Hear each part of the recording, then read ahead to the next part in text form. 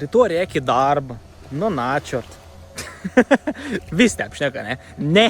Ne. Keisk mąstymą, pakeisk mąstymą. Tu gali eiti į darbą. Tu turi galimybę eiti į darbą. Tu pagalvok, kiek daug žmonių ir, kad jie nori darbą ir be darbą. Kad jie neturi pinigų, o tu turi pinigų. Pagalvok, tu kokį galimybę turi. Tu kokį galimybę turi eiti į darbą. Kaip ir afigenai eiti į darbą. Nu pagalvok. Čia ir vis priklauso nuo tavo perspektyvos, tavo būsena.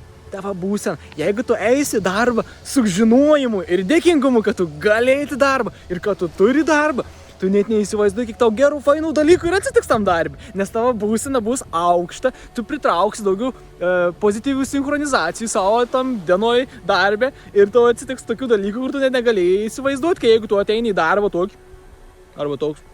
Nu, čia man į darbą reikia, žinau. Net nemūk pavaizduoti, bet tu ateik į darbą su OMG, aš šiandien galiu eiti į darbą, aš turiu galimybę atsikelti šiandien 7 rytį ir 8 būti darbe ir užsidirbti pinigų tą galiu, ir da gerai jaustis. Viskas, užrašyk mane. Keisk savo būseną, pakeisdams savo mąstymą ir perspektyvą, kaip tu žiūri specifinius dalykus. Darbs negatyvs kažkodėl pavers tai pozityvą, nes bet koks negatyvs gali būti paversts į pozityvą.